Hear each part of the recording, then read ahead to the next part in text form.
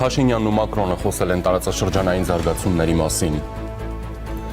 Փարիզյան գագաթաժողովում Հայաստանի վարչապետը խոսել է մոդուլային ռեակտորի տեխնոլոգիայի անցնելու Երևանի որոշման մասին։ Հայաստանի և Թուրքիայի միջև էներգետիկայի ոլորտում համագործակցության հնարավորություններ են քննարկվել Փարիզում։ Պաշտպանության նախարարությունը շարունակում է հերքել Հայաստանում ադրբեջանական նոր դիրք տեղակայելու մասին լուրերը կեղծ են։ Արտաքին հետախուզական ծառայությունը հայտարարում է այլ երկրում Հայաստանի քաղաքացիների նկատմամբ ճնշումների ընտրական գործընթացների միջամտության մասին, քննչական կոմիտեն էլ ուսումնասիրում այլ երկրից ընտրական գործընթացների միջամտության մասին հաղորդումը։ Հրթիռային հարված է հասցվել Թեհրանի հայկական Մաջիդիե թաղամասում գտնվող բնակելի շենքին։ Թեհրանը սպառնում է ականապատել Հորմուզի նեղուցը, Վաշինգտոնն էլ հայտարարում Իրանի համար ռազմական հետևանքները աննախադեպ կլինեն։ Բարի կեսօր, դուք դիտում եք առաջին լրատվականը, ես Շիրայր Ոսկանյանն եմ, ուղիղ եթերում մեկնարկում ենք կարևոր թեմաների քննարկումը։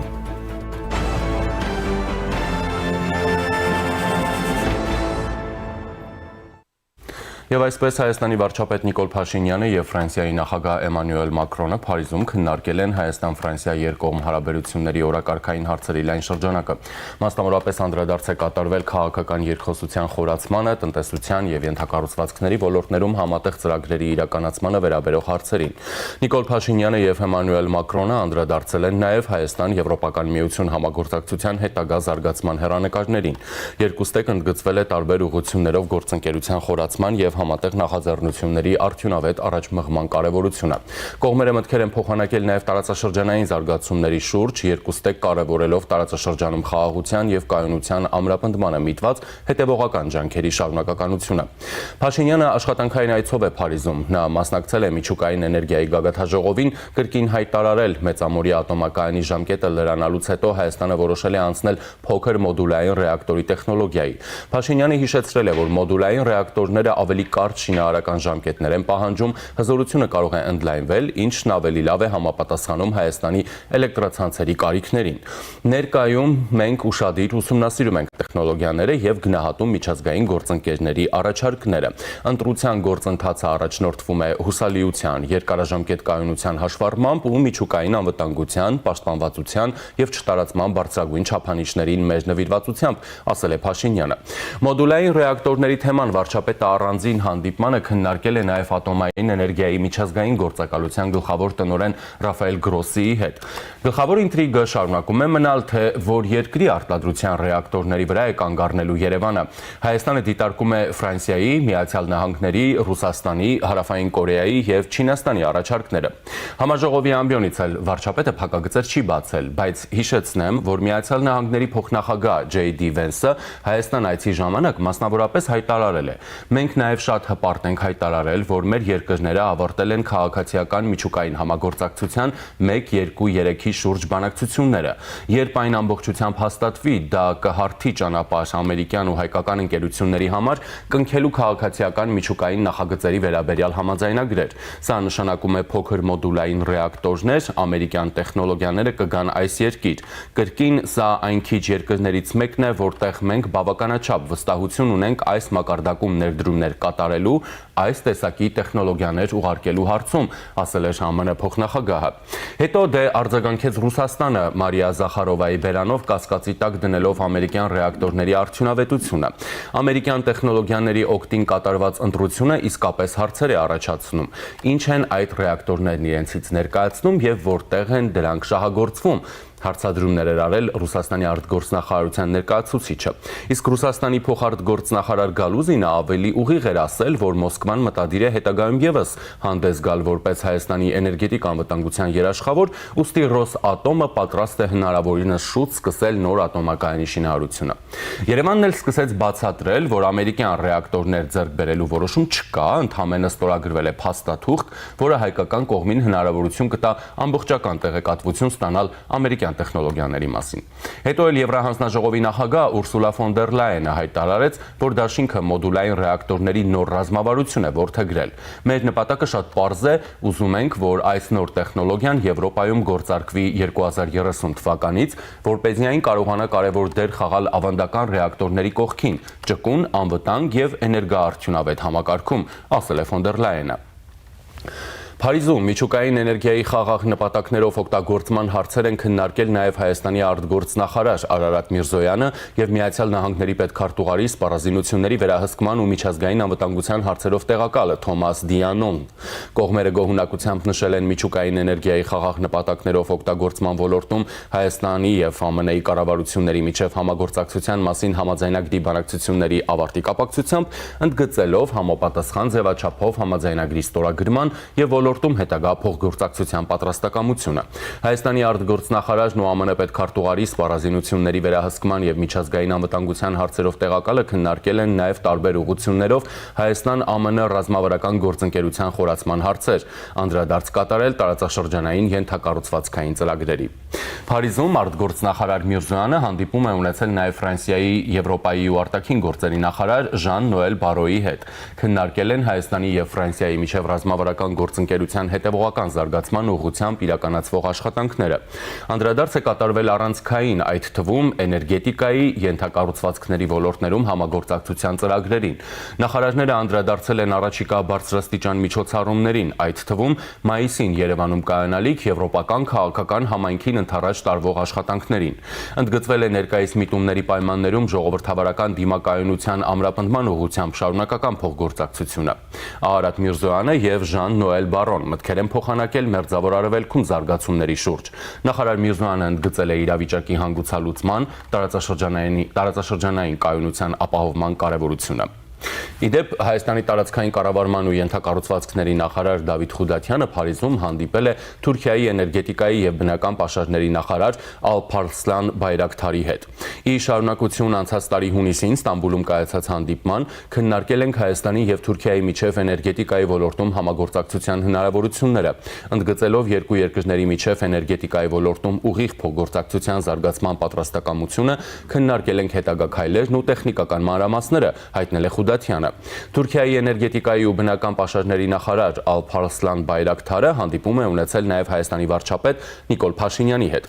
Հարգելի Հայաստանի Հանրապետության վարչապետ Նիկոլ Փաշինյանի եւ Հայաստանի տարածքային կառավարման ու ենթակառուցվածքների նախարար Դավիթ Խուդատյանի հետ Փարիզում հանդիպում ունեցանք, քննարկեցինք ենթակառուցվածքային ու էներգետիկ հարցեր, որոնք կնպաստեն մեր տարածաշրջանում մնայուն խաղաղությանը եւ կայունությանը։ Այս համատեքստում անդրադարձանք համագործակցության ոլորտներին, մասնավորապես էլեկտրական համակարգերի փոխկապակցմանը, ատոմային էներգետիկային ու բնական գազին, նշել է Բայրակթարը։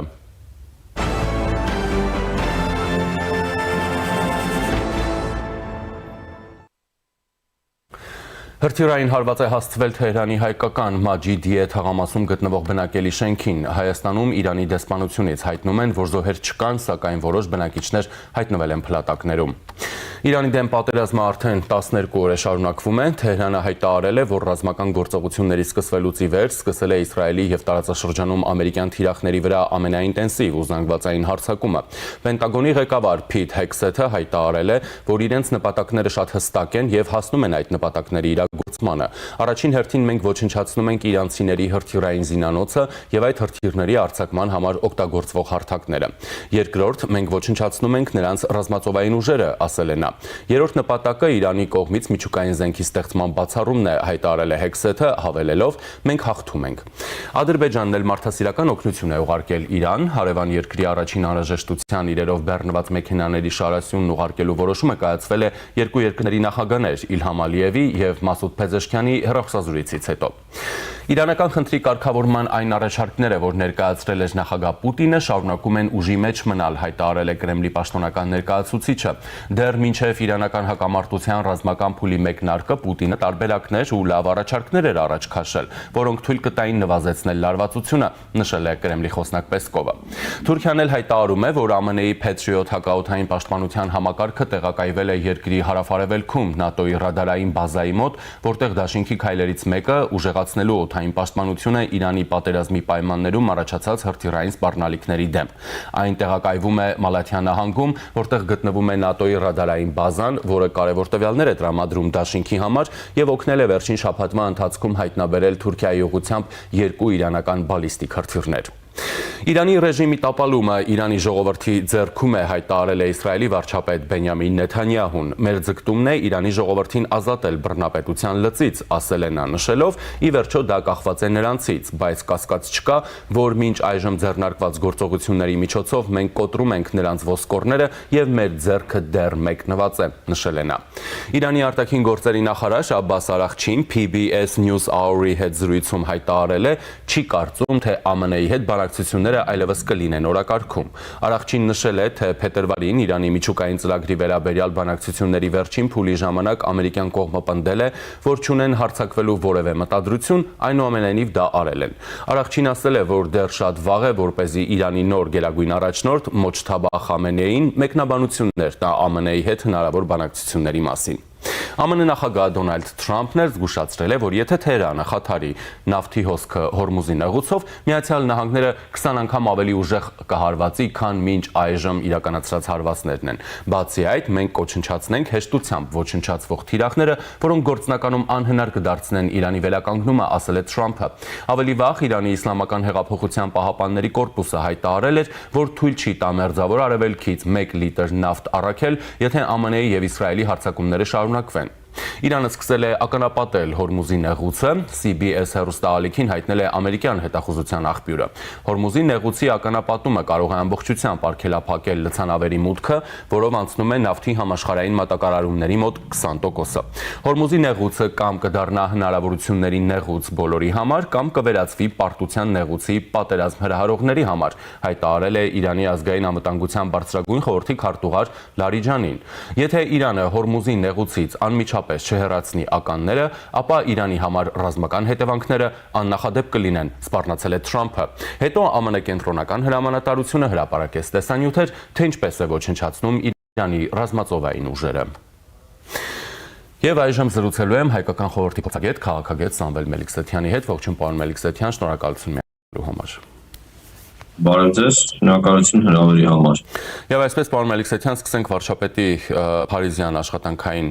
այցից, հանդիպումներից եւ այլն։ Ես ինչպես նշեցի, հանդիպել է վարչապետ Մակրոնի հետ, քննարկել են երկկողմ հարաբերությունները, Եվրամիության հետ հարաբերություններն ու նաեւ տարածաշրջանային զարգացումները։ Տարածաշրջանային զարգացումների համատեքստում այնիշ տեղի ունենում Մերձավոր Արևելքում Երևանի եւ Փարիզի միջև հետաքրքրություն կամ փոխադարձ հետաքրքրություն ներկայացնող ինչ օրակարգեր կարող են լինել։ Կներեք, ես ձեր հարցի վերջին մասը չլսեցի, տեխնիկական պատճառներով կարող եք կրկնել։ Փարիզի եւ Երևանի միջև Մերձավոր Արևելքում տեղի ունեցող զարգացումների համատեքստում փոխադարձ ինչ հետաքրքրություններ կարող են լինել, որոնք կարող են դառնալ քննարկման առարկա։ Կարծում եմ տարածաշրջանում իրավիճակը եւ դիրքերի, այսպես ասած, կշտեցում է եղել, քանի որ դուք գիտեք,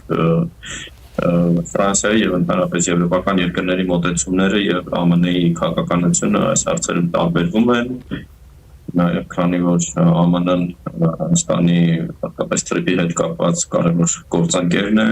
իհարկե նաեւ Հայաստանի դիրքորոշումները չեն կարող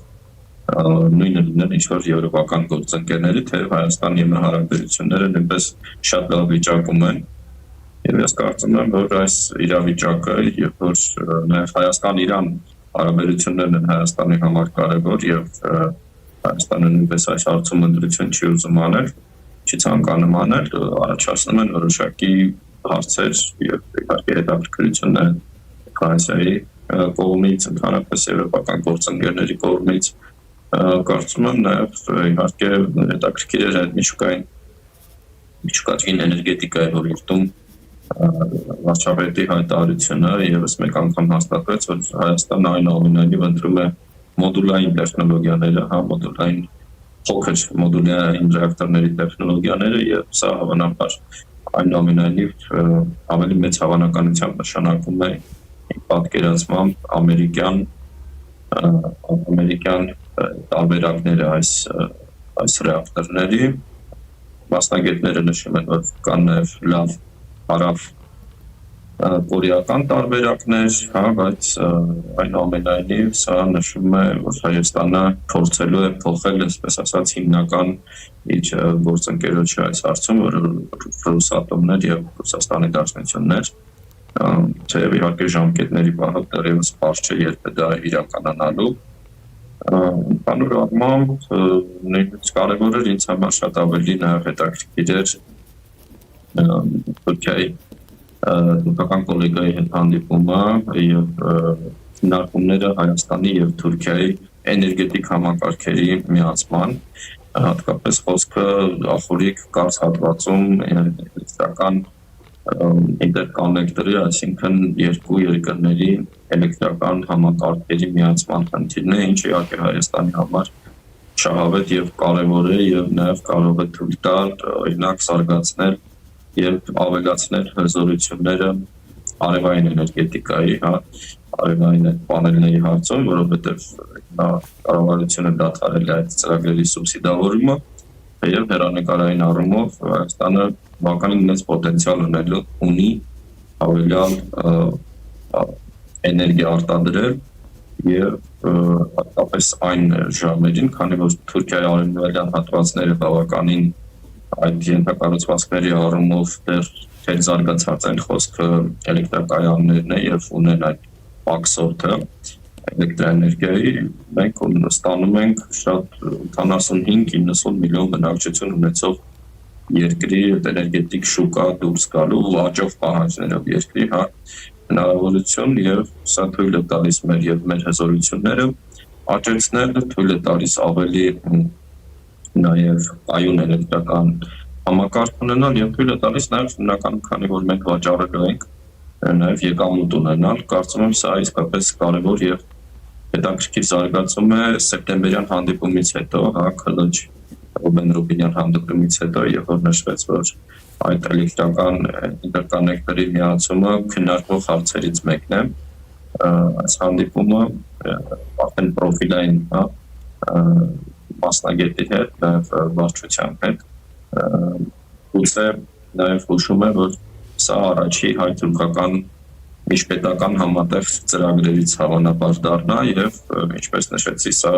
շատ կարեւոր է հայկական կողմի համար։ Պարոն Մելիքսեթյան, այսինքն դա նաև հնարավորություն կտա Հայաստանին դուրս գալ միջազգային շուկաներ, այսինքն էլեկտրաէներգիայի արտահանման, օրինակ նույն եվրոպական շուկա։ Դե գիտեք, եվրոպական շուկա մի քիչ ես կարծում եմ դեռ շուտ է դրա մասին խոսել, առավել ևս եվրոպական շուկայի պահանջները։ Դուք հիշում եք մի ժամանակ նաև այդ Սևծովի հատակով անցնող կաբելի թեման էր քննարկվում եւ Հայաստանի միանալ այս նախաձեռնությանը, ինչը իհարկե արդեն թույլ կտա ուղիղ դուրս գալ եվրոպական շուկա, բայց ես կարծում եմ եւ Թուրքիայի շուկա դուրս գալը ահռելի շուկա է, որ ունի շատ մեծ պահանջներ, մոտակային Հայաստանի համար լրիվ բավարար զարգացում կարող է լինել եւ դուք գիտեք մենք արդեն ունենք այդ կապը նաեւ Վրաստանի հետ, թեև իհարկե այդ հզորությունները, կարողությունները դեռ փոքր են փոխանցելու, եւ կայունացնելու համակարգերը, առավել ևս որ Վրաստանի համակարգն է Հայաստանից մի քիչ մեծ է, բայց էլի այդ խնդիրներն ունի, իսկ Թուրքիան ավելի շատ մեծ պահանջներ ունի եւ մենք հատկապես այն ժամանակ, երբ որ շատ էլեկտրաէներգիա ենք արտադրում, ասենք արևոտ եղանակներին եւ կարող ենք արտահանել դա Թուրքիան, իհարկե ապագայում նաև գիտեք քննարկում էր նաև բացի այն պարտերային մեխանիզմով գործող կապը, որ կար Իրանի Իսլամական Հանրապետության հետ, նաև հավելյալ գծի ստեղծումը, բայց տեսնում ենք, որ Իրանում հիմա ճգնաժամային զարգացումներ կան եւ այդ շինարարության նոր Իրանը Հայաստանին կապող նոր էլեկտրագծի շինարարությունը կարող է նույնպես խնդիր դառնալ, այս դեպքում Թուրքիայի հետ ունենալ նմանատիպ հնարավորություն շատ կարևոր է, առավել ևս որ պետք է նշել, եթե դեպի Իրանի Իսլամական Հանրապետություն գնացող մեր կոմունիկացիաները տարբեր նաև աշխարհագրական պատճառներով ավելի բարդ են, նաև հիմնական հզորությունները կենտրոնացած են օրինակ Հայաստանի կենտրոնական հյուսիսային հատվածում, հենց այս հատվածներից փոխանցելը ավելի հեշտ է եւ ենթակառուցվածքների առումով պես կապ հաստատելը Թուրքիայի հետ ավելի հեշտ է։ Շատ լավ, եւ միջուկային ատոմային խաղաղ Մասով Հայաստանը դեռ որևէ երկրի անուն չի տվել, հա, ապարբերաբար Երևանը պնդում է, որ դեռ քննարկում ենք տարբեր առաջարկներ, այդ թվում եւ ռուսական առաջարկը, բայց ռուսական կողմից այնպես են արձագանքում, կարծես Հայաստանը արդեն կողմնորոշվել է, հա։ Այս Երևանը կողմնորոշվել է, բայց ինտրիգ է պահում ըստ ձեզ։ Ես կարծում եմ Երևանը իհարկե ցանկություն ունի կողմնորոշվել, բայց չի ուզում նաև կրկնել հավելյալ ռուսական կողմի, քանի որ դուք գիտեք հիմա մի քանի թեմաներ կան, որ այսպես ասած մեծ եւ բավականին նյարդային արձագանք են առաջացնում դա ռուսական կողմից, մեկը ատոմակայանի թեման է, մյուսը դա երկաթուղիների կոնցեսիայի թեման է եւ բարձր որ Երևանը հասկանալով որ այս գործընթացը դեռ մի քանի տարի ինքը ունի առնվազն կողմնորոշվելու փորձում է ինչ-որ ձևով մեղմացնել ռուսական կողմի արձագանքը, բայց նաև ցկտում է այնպիսի լուծումների, որոնք նոր հնարավորություններ կտան հայկական կողմին, որ կտան դիվերսիֆիկացնել նաև ինչ հարաբերությունները ԱՄՆ-ի հետ, ու շատ կարևոր է նաև այս վարչակարգի օրոք ԱՄՆ-ում, որ իրենք շահագրգռված լինեն Հայաստանի հետ հարաբերությունները ոչ թե որպես ինչ-որ բեռ, որ պետք է Հայաստանը դիտարկեն որպես մի դեռ, որի նկատմամբ ունեն ինչ-որ ֆինանսական այլ պարտականություններ, այլ դիտարկեն որպես շահավետ գործընկեր եւ այս առումով իհարկե նոր ատոմակայանի շինարարությունը կարող է այդ հարաբերությունների մակարդակը բարձրացնել, ով շահագրգռվածությունը եւ նաեւ երկարաժամկետ համագործակցությունը, որովհետեւ այս ատոմային նոր էլեկտրակայանի շինարարությունը, ինքը բուն շինարարությունը մոտավորապես տևում է 10 տարի, շահագործումը տևում է մոտ 60-ից 90-100 տարի, հա, եւ սա շատ երկարաժամկետ գործընթաց է, որի ընթացքում բացի շինարարությունը, բացի տեխնոլոգիաներին մուտքը, հա, հայկական կողմի բացի վառելիքի գնումը, որ ամբողջ այդ ընթացքում հայկական կողմը պետք է ամերիկյան ընկերությունից այդ ամենը անի, սա ընդհանրում է, որ Հայաստանից պետք է մասնագետներ գնան, սովորեն ԱՄՆ-ում, հա, պատրաստվեն այնտեղ, ու ինչպես նշում են նաև օրինակ այս բնագավառի մասնագետները, շատ կարևոր է, որ դրանք լինեն ոչ միայն ատոմակայանները սպասարկող մասնագետներ, հա, ուղղակի անձնակազմ, այլ միջուկային էներգետիկայի ինժեներներ, այսինքն մարդիկ, որոնք կարող են նաև ներգրավել ամերիկյան կազմակերպություններում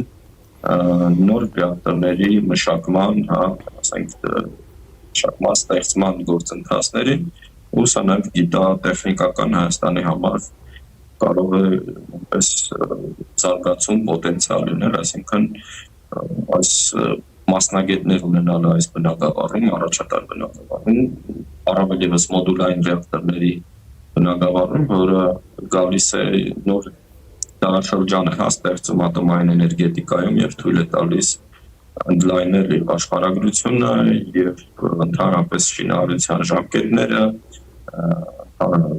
մոտեցնել նաեւ այս ռեակտորները, հա, եթե նախկինում ատոմակայանը դա շատ մեծ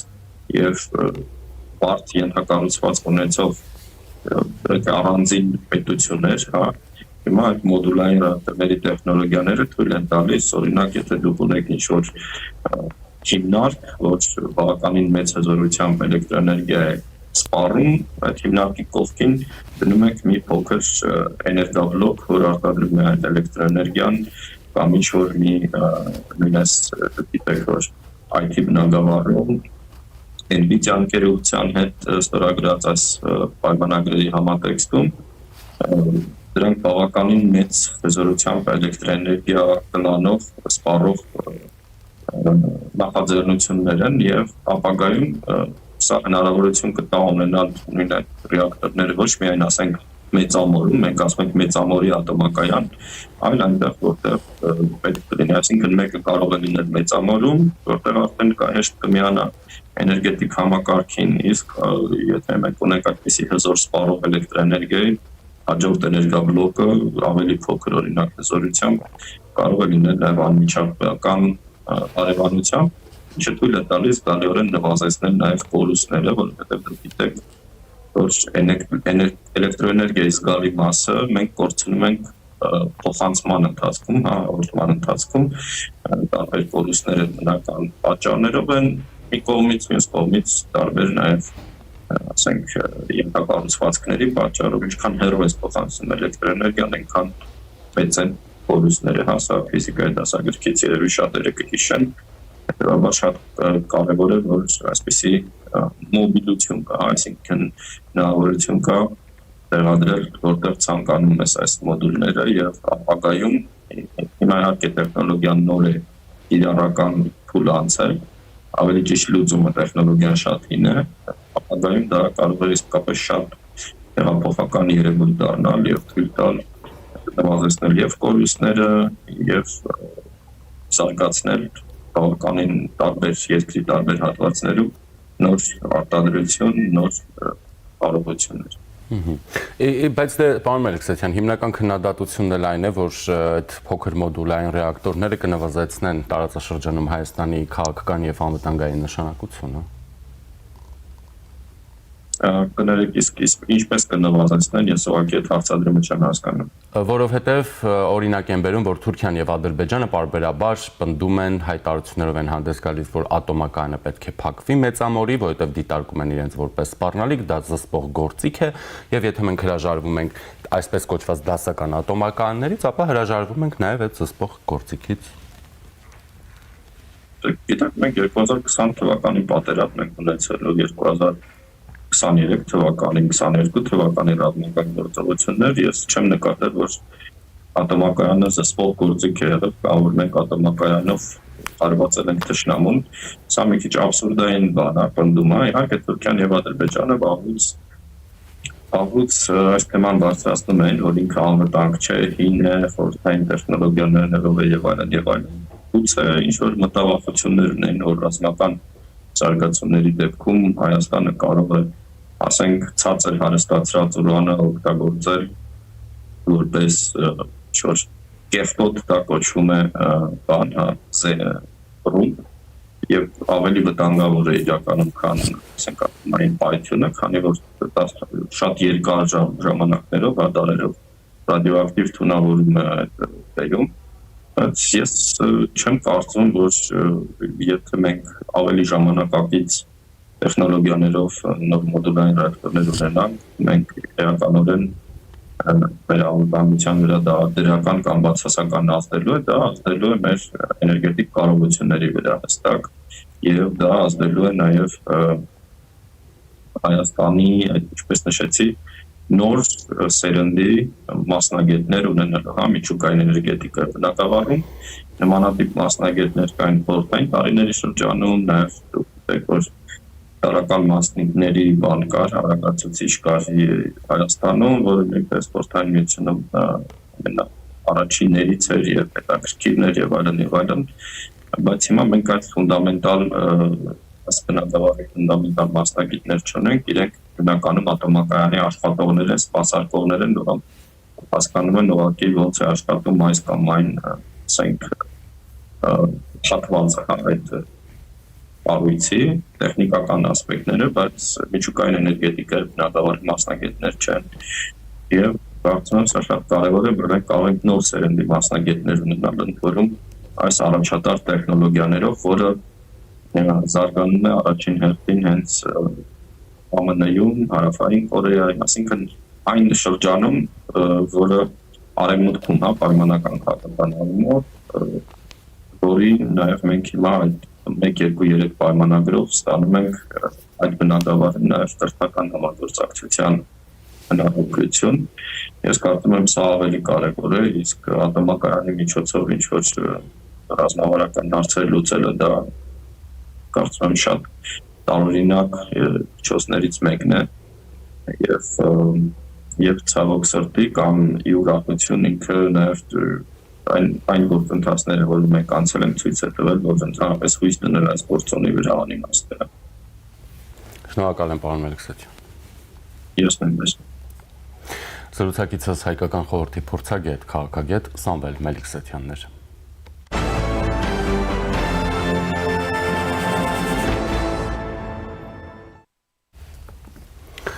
Հայաստանի արտաքին հետախուզական ծառայությունը հայտարարում է այլ երկրում Հայաստանի Հանրապետության քաղաքացիների նկատմամբ գործադրվող ճնշումների եւ սպասվող ընտրական գործընթացներին միջամտության մասին։ Հայտարարությունում մասնավորապես ասված է. արտաքին հետախուզության ծառայությունը հետախուզական տեղեկություններ է ստանում, որ այլ երկրում տվյալ երկրի հատուկ ծառայությունների անունից հանդես գալով տարբեր դերակատարներ փորձում են ճնշում գործադրել հայազգի եւ Հայաստանի Հանրապետության քաղաքացի հանդիսացող եւ տվյալ երկրում տնտեսական գործունեությամբ զբաղվող անձանց նկատմամբ վերջիններիս մղելով Հայաստանում սպասվող խորհրդարանական ընտրություններին մասնակցության հայտ ներկայացրած քաղաքական որոշ ուժերին աջակցելու գործողություններ իրականացնելուն։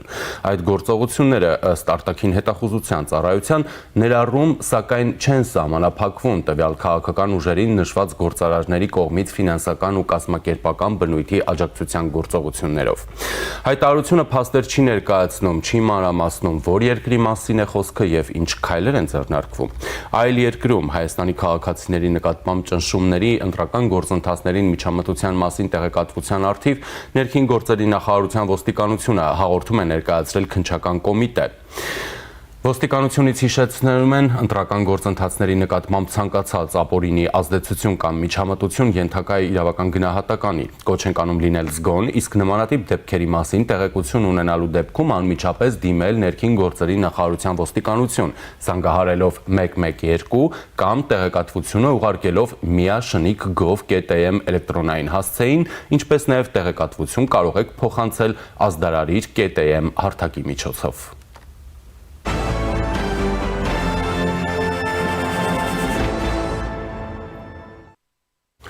Պաշտպանության նախարարությունը շարունակում է հերքել մարդու իրավունքների նախկին պաշտպան Միասնության թևերկուսակցության ղեկավար Շարման Թաթոյանի պնդումները, թե իբր ադրբեջանցիները Հայաստանի ինքնիշխան տարածքում անցած տարի նոր դիրք են կառուցել։ Խորհրդարանական ընտրություններին մասնակցելու հայտ ներկայացրած Միասնության թևերի ղեկավարն իր պնդումները հիմնավորել էր արբանյակային լուսանկարներով։ Արման Թաթոյանին նույն օրը խորհրդարանում կտրուկ եւ շատ կարճ էր արձագանքել պաշտպանության նախարարը։ Քանի որ Այս ամեն ինչը այդ հրատապ ասուլիսները հարայ հերոցը զուտ նրա համար են, որպեսզի ես արձագանքեմ ու իրենց զրուցակից դառնամ, ես շատ կարճ կպատասխանեմ։ Ձեր նշած անձնավորությունը ստում է, նման բան չկա, սիրելի հայրենակիցներ։ Հետո Միասնության թևերը ակցիա է իրականացրել Պաշտպանության նախարարության մոտ։ Օրեր անց Թաթոյանի եւ նրա թիմակիցների հայտարարությունները ռազմական գերատեսչությունից շարունակում են հերքել։ Պաշտպանության նախարարությունը կեղծ, իրականությանը չհամապատասխանող է որակում այդ տեղեկությունները, թե 2025 թվականի ընթացքում Ադրբեջանի զինված ուժերը Հայաստանի ինքնիշխան տարածքում նոր դիրք են տեղակայել։ Պաշտպանության նախարարության մամուլի քարտուղար Արամ Թորոսյանը նշում է, որ այս ամենը փաստում են նաեւ արբանյակային լուսանկարները։ Բարև ձեզ, հարգելի հայրենակիցներ, վերջին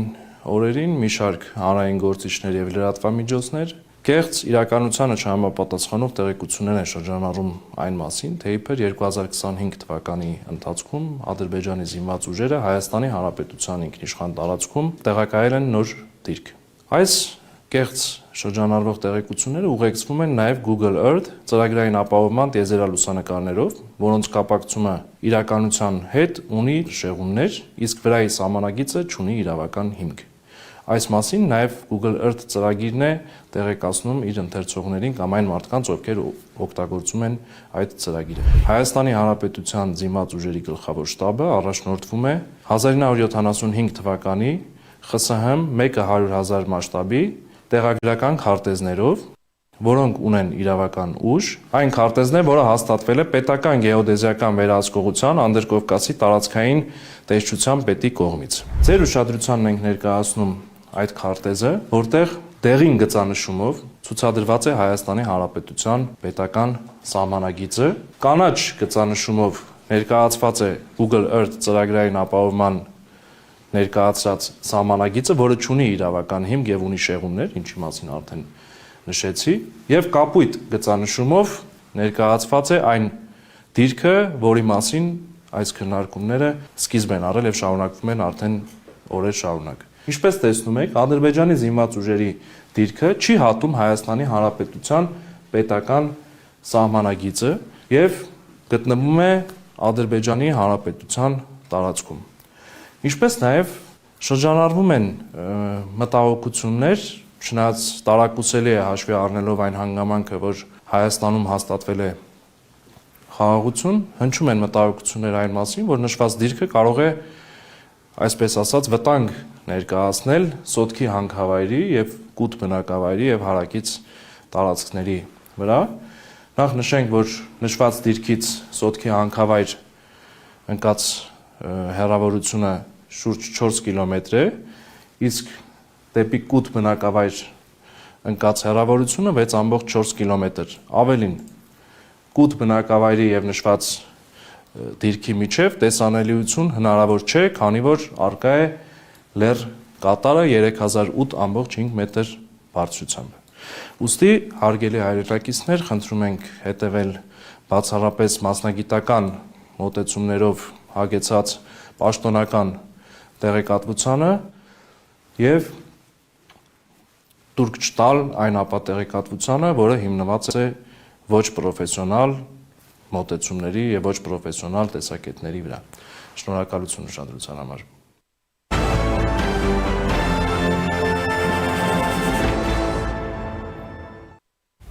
Մայրաթորում մեկնարկել է Գերագույն հոգևոր խորհրդի ժողովը ամենայն հայոց կաթողիկոսի ղեկավարությամբ, Էջմիածնից հաղորդում են, որ կքննարկվեն եկեղեցական կյանքը հուզող խնդիրները, թե որոնք են դրանք չեն նշում։ Օրակարգում են նաև եկեղեցական ներկայացուցչական ժողովի գումարման ու կազմակերպչական աշխատանքներին, կարգապահական, սոցիալական առաքելությանը վերաբերող ու այլ հարցեր։ Հիշեցնեմ, վարչապետ Նիկոլ Փաշինյանն ամիսներ է պահանջում է կաթողիկոս Գարեգին Բեի հրաժարականը։ Այս ընթացքում նրան են միացել բարձրաստիճան հոգևորականներ, կաթողիկոսը մի քանի անգամ ակնարկել է, հեռանալու մտադրություն չունի։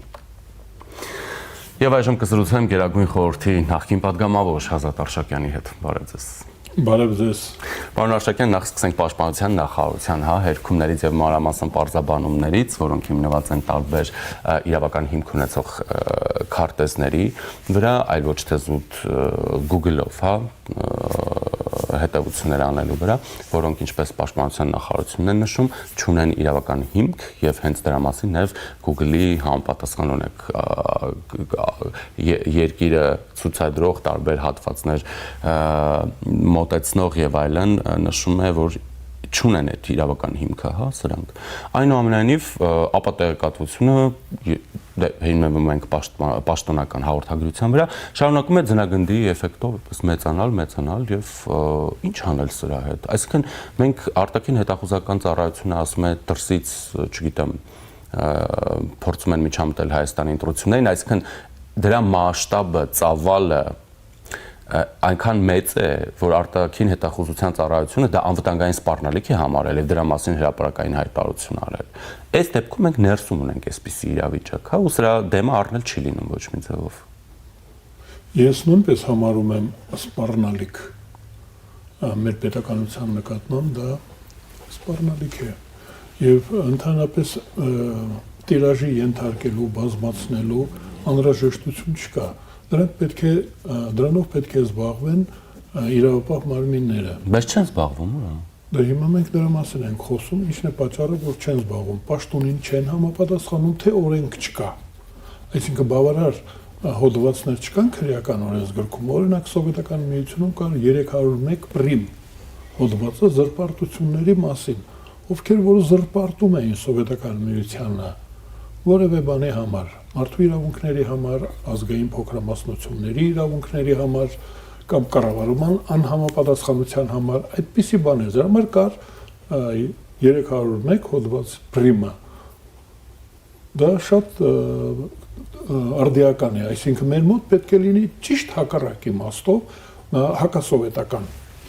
Այսինքն եթե սովետական իշխանության դեմ, սովետական կարգերի դեմ հայտարարություններ ես անում, ձեր տանը փողոցում, աշխատանքի վայրում, չգիտեմ որտեղ, բնականա որ զանգվածային անհնար էր։ Նույնիսկ դրա համար մինչև 3 տարի ազատազրկում էր սպասվում ու հիմա հարկավոր է դա շուռ տալ Հայաստանի Հանրապետության կարգի դեմ, ժողովրդավարության դեմ, օրինակ այս վերջերս մի հոգի հայտարարություն էր անում, որ անկախ պետությունը մեզ առանձնապես պետք չի։ Իր ճաշակով էլի, ես չեմ ուզում անուն ազգանունը տամ, ուրեմն այդպիսի հայտարարություն անողը պետք է անմիջապես հանդեպի սանկցիային դատախազության, պատկերացնում եք, անմիջապես հենց հայտարարություն արեց, արդեն օրենքի ուժով ինքը դառնում է կասկածյալ։ Ու գործ է ունենում արդեն քննիչների հետ, փաստաբանների հետ եւ դատարանի հետ։ Դա չպետք է հասցնի գա զանգվածային լրատվամիջոցներին, լրատվամիջոցը, որ դա բազմապատկում է, նույնպես ենթարկվում է օրենքի ուժով սանկցիաների, պատժամիջոցների։ Չի կարելի բազմացնել ատելություն քարոզող, դա ատելություն է ժողովրդավարության դեմ,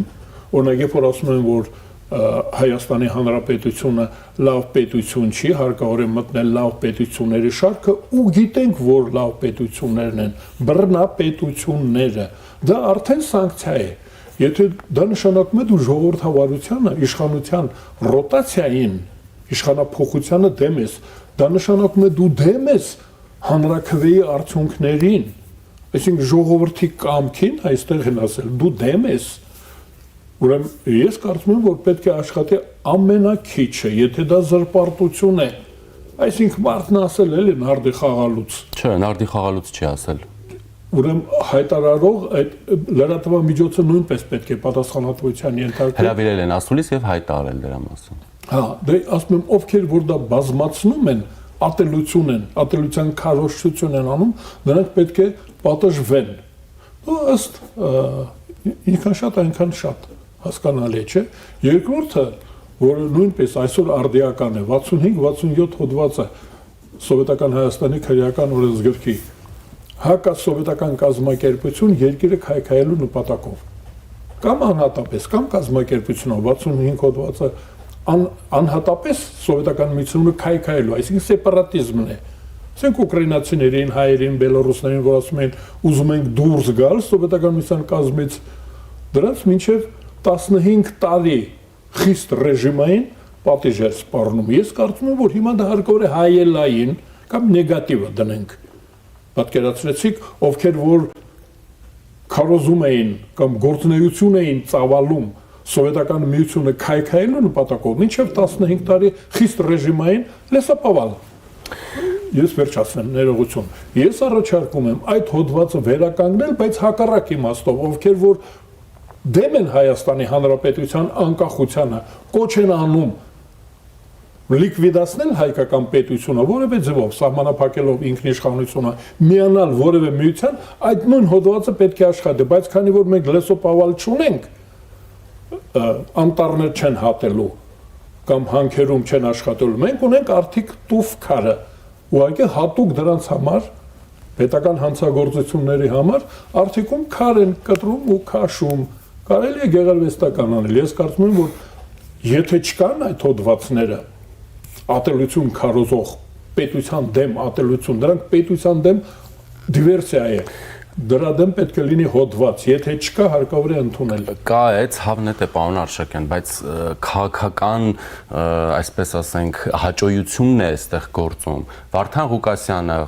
կանգնեց, ասեց, չգիտեմ, Ռուսաստան, կպնենք, դառնանք միութենական պետություն, գործ հարուցեցին Հայաստանի տարածքային ամբողջականությունը եւ ինքնիշխանությունը կասկածի տակ դնելու հրապարակային կոչերի համար։ Բա այսինքն, այս Վիտալի Բալասանյանը, Արման Թաթոյանը Սակամերնիկներ են դրանք կոչվում ռուսերեն, այսինքն նույն խցիկում թող լինեն ու պլաններ մշակեն։ Բայց չեն։ Բայց ես առաջարկում եմ արդիկ տուֆի քարի հանք։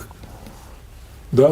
պետք է ընդհանրապես սարսափեն հայկական պետության դեմ ծրագրիր մշակողները, այդ պետք է իմանան, որ լուրջ պետություն է։ Մենք խոսում ենք լրջության մասին, Հայաստանի Հանրապետության մասին եւ հայ ժողովրդի մասին։ Գիտեք, հայտարարում են մարդիկ այսպես գործընկերները հրավերում են, ասում են, երկու բան ասա մեր ժողովուրդն, ասում է անբարոյական ժողովուրդ է, բարոյազուրկ ժողովուրդ է, մեր ժողովուրդը ու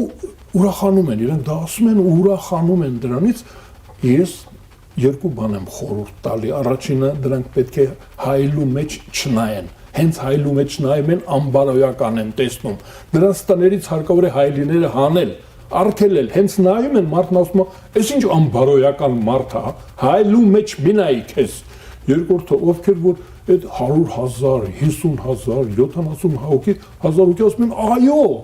այո, անբարոյազուրկ է հայ ժողովուրդը, անբարոյական է։ Հիմա այն մեկն էլ, այն զռ կոլխոզնիկը ասում է, որ նաև մեր կանայք բավարարված չեն։ Ախպեր ջան, գնա բժշկի ձեր տան զրույցը ինչ ես հանրացնում։ Քո կնոջ կարծիքը ինչ ես դու տարածում մեր վրա։ Ինչ ես մեզ իմպոտենտ հայտարարում։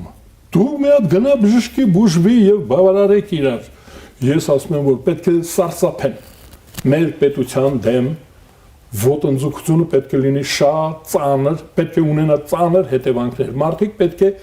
մենք պետք է ուրիշ բան խոսենք, մի քիչ հումանիտար լինենք, մի քիչ մեղմ լինենք, մենք պետք է քննարկենք, որ այդ ձեր ասած մարդկանց ազգանունները չեն տալիս։ Փորձում ենք հասկանալ, թե ինչու այդպես չէ, դուք ասում եք պետք է, բայց այդպես չէ։ Փորձենք հասկանալ ինչու այդպես չէ, այսինքն գալիս ենք հանգում ենք քաղաքական նպատակահարմարության։ Բայց ուրիշ ոնց ենք բացատրում դա։ Մուրճը, Որ մուրճը։ այն որ մեզ ցույց տվեց պարոն Փաշինյանը։ Այդ մուրճը գուցե զուլել է։ Դա թղթից էր պարզվում է։ Դա պողպատ չի, մենք մի անգամ թղթի շերեփ ունեցել ենք Բերլինում։ Ու դրան հետևեցին հայկական ջարդերը, որտեղ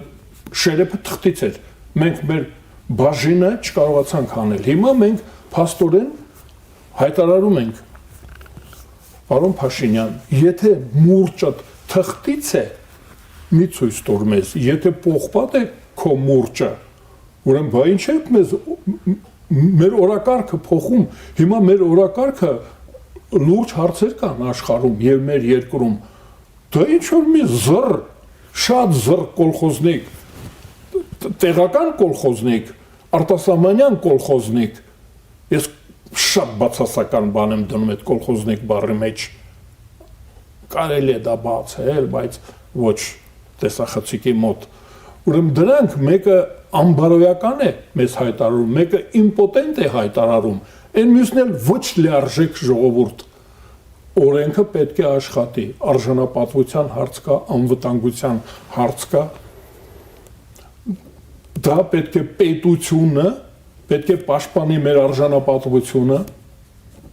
մեր անվտանգությունը, պետությունը պետք է պաշտպանի, իշխանությունը պետք է քաղաքական կամք դրսևորի, մենք մտանք մի ուրիշ տարածք, գիտեք, դատավորների ազատության հարցը, դատավորը պետք է ազատ լինի, մեր դատավորները այսօր հարցակման են ենթարկում, ճնշման են ենթարկում, օրինակ իշխանության կողմից ազգային ժողովում կան իշխանություն ներկայացնող պատգամավորներ, որ ճնշում են դատավորներին, անարդարացի վճիռ են պահանջում են, որ դատավորը վճիռ չկայացնի, իր կարծիքը, այդտեղ հավաքված այդ ֆրակցիային ինչ են դրանք են մի քանի խմբերը որ կան, որոնք այդ կոռուպցիոն ցանկով են գնում, ուրիշ ցանկերով են գնում, դա իշխանություն է, այ քաղաքական իշխանության մեծամասնություն է մուրճով։ Իշխանությունը պետք է պաշտպանի դատավորին, դատավորը պետք է իմանա, որ իր կայացրած վճիռը արդարացի է եւ ինքը պաշտպանված է։ Իրավունք չունեն դատավորին հայհոյելու, դա քրեական գործ է։ Դատավորին հայհոյելը, դատավորին վճիռ կայացնելու համար քննադատելը դա քրեական հանցագործություն է։ Բայց ավելի պաշտպանված դատավորներ որտեղ եք տեսել։ Գնում են այդ մարդկանց կայացրած վճիռները մարդու իրավունքների եվրոպական դատարաններում փլվում են, գալիս են այդ մարդիկ պաշտոնի առաջխաղացում են ստանում։ Մարտի 1-ի վերաբերյալ վճիռը հրապարակվում սեպտեմբեր ամսին, որևէ բան տեղի չի ունենում։ Այսինքն դա էլի պաշտպանություն։ Մարդիկ ինչ որոշում ուզեք կայացրել են, այդ բողոքարկվել է դրսում ասել են սխալ է, այս մարդիկ պաշտոնի առաջխաղացում են ունենում։ Դա հենց ավել պաշտպանություն որտեղ կգտնեն։ Դա հենց հակառակն է, իմ ասածն է։ Դուք ինձ հիմա մանիպուլյացիա արեցիք։ Ես հակառակ կողմը բերեցի։ Թե ես անձամբ ձեզ չեմ ասում։ Մեր Սարգսյանի ներկայացումը հետաքրքիր դարձավ։ Այո, դա շարունակվում է։ Այն մարդիկ, որ ստիպում էին, որ դատավորը անարդարացի վճիռ կայացնի, նրանք դեռևս իշխանություն են։ Այսինքն մեր դատավորները, ես դատավորին չեմ մեղադրում։ Ընդհանրապես ամեն մարդ իր արածի համար պետք է պատասխան տա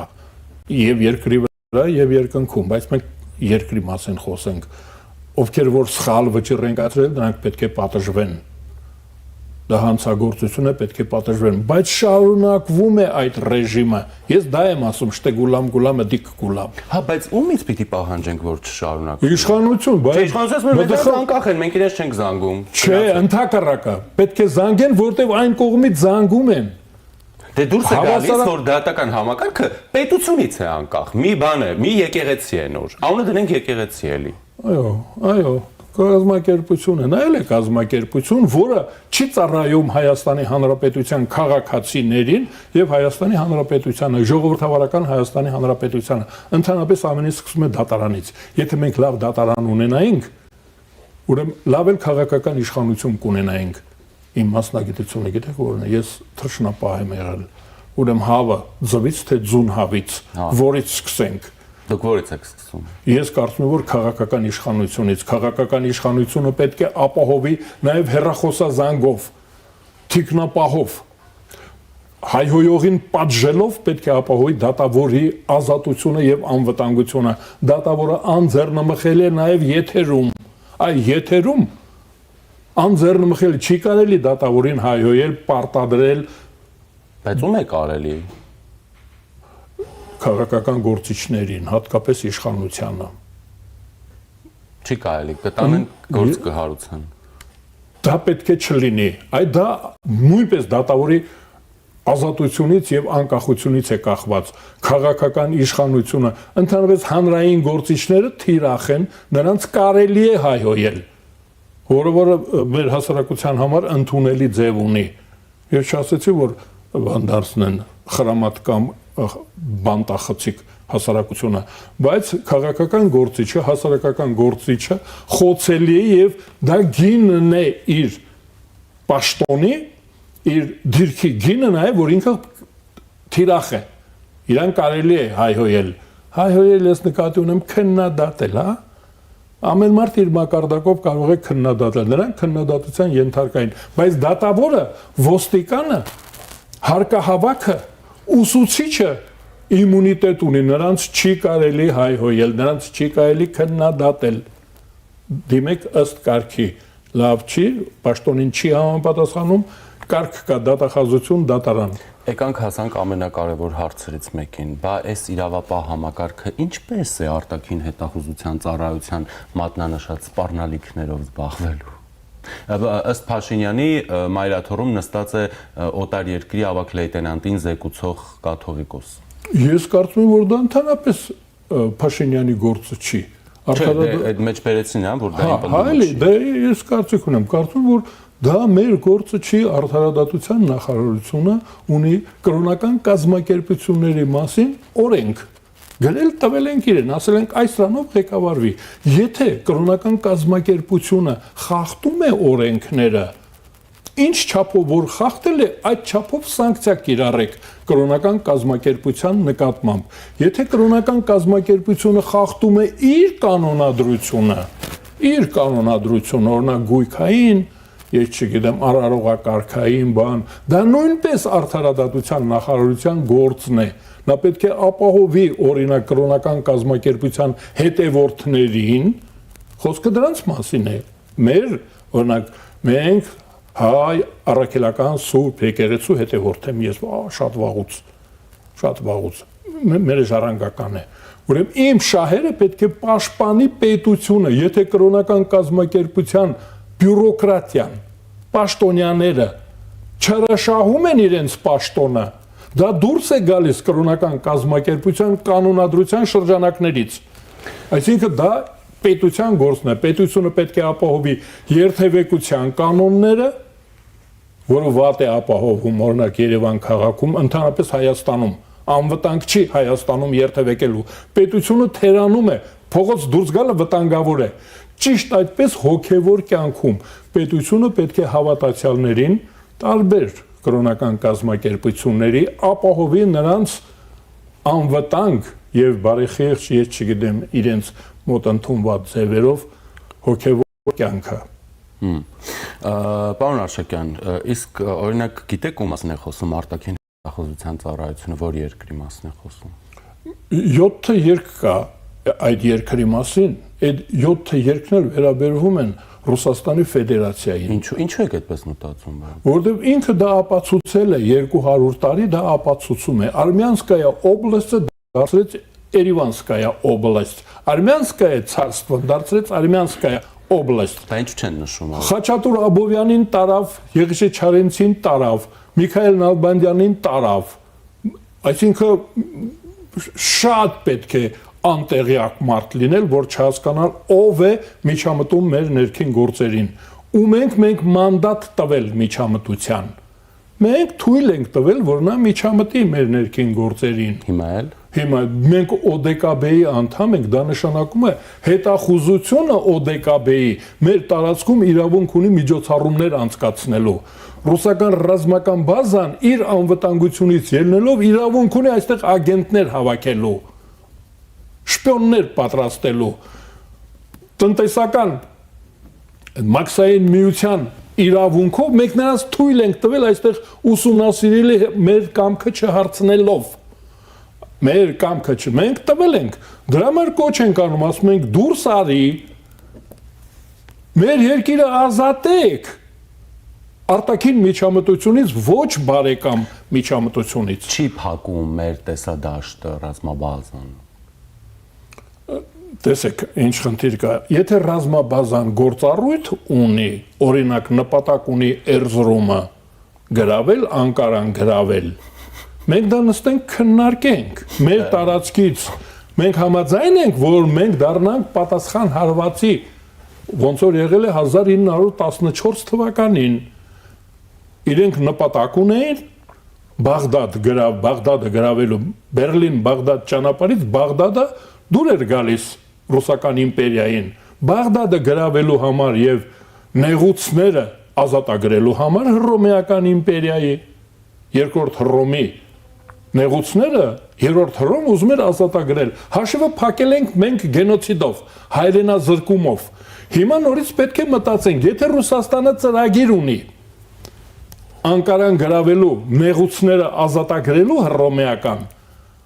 մենք պետք է իմանանք պատասխան հարվածը ստանալու ենք մենք, ոնց որ հիմա օրինակ իրենց լեզովացա ռուկոյ падать, այ ձեռքդ որ երկարացնես մեղրին կանցնես, արաքսը կանցնենք։ Հիմա արաբական երկրները, հատկապես փոքր երկրները, օրինակ Եգիպտոսը չի ռմբակոծվում, Սաուդական Արաբիան էլ չի, փոքր երկրները պատասխան հարվածն են ստանում։ Իսրայելը եւ Ամերիկայի Միացյալ Նահանգները Իրանը ռմբակոծում են, Քուվեյթն է պատասխան հարվածը ստանում։ Մենք պետք է որոշենք, մենք պատրաստ ենք նոր գենոցիդ ապրելու, եթե ռուսական իմպերիան որոշի, որ իրեն պետք է Բաղդադը։ Ուրեմն դա է մեր օրակարգում դրված։ Եթե պետք է, մեզ էլ է դա պետք, որ գրավենք ու միանանք, մենք որ գրավեցինք, միանալու ենք 80 միլիոնանոց Թուրքիային։ Ու քվեարկություն է լինելու, մենք որտեղ ենք հայտնվելու։ Եթե Ռուսաստանը միացնի, օրինակ, Նագորնի Ղարաբաղը միացրեց Ադրբեջանին, սովետական Ադրբեջանին, քվեարկեցին ու Նագորնի Ղարաբաղը լիկվիդացրեցին։ Այ հիմա Հայաստանը, այ ռուսական բազան ենթադրում է, որ մի օր կարող է ռուսական բազան արաքսը անցնի ու միացնի թուրքական հանրապետությունը Հայաստանի հանրապետություն ու քվեարկելու են Երևանի անունը փոխեն։ Շնորհակալ եմ։ Զրուցակիցս Գերագույն խորհրդի նախկին պատգամավոր Շազատ Արշակյանն էր, մնացեք առաջինի հետ, ես Ժիրայր Ոսկանյանն եմ։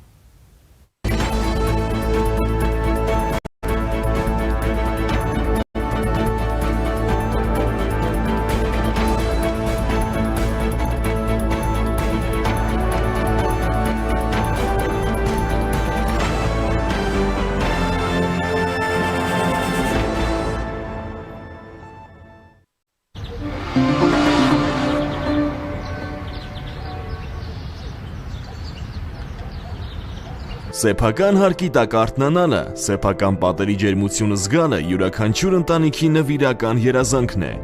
Այդ երազանքի ճանապարհը տարիների քրտնաջան աշխատանքի եւ անքուն գիշերների պատմությունն է։ Իդեալ համակարգը տեղաբաշխում է 1 միլիարդ դրամի գովազդային ֆոնդ նորակառույց բնակարանների բոլոր շահառուների միջև։ Յուրաքանչյուր ընտանիք կարող է ստանալ 500,000 դրամի սերտիֆիկատ, որը կդառնա ձեր առաջին քայլը բնակարանը երազանքի տուն դարձնելու ճանապարհին։ Եվ երբ վերջապես բացվում է ձեր երազանքի նոր դուռը, դուք տեսնում եք ոչ միայն բնակարան, այլև ձեր հաղթանակը։ Մենք կառուցում ենք այսօր, որպեսզի վաղը մեր զավակները քայլեն հպարտ եւ ապրեն ապահով պատերի ներքո։ Իդեալ համակարգ դեպի կատարելություն։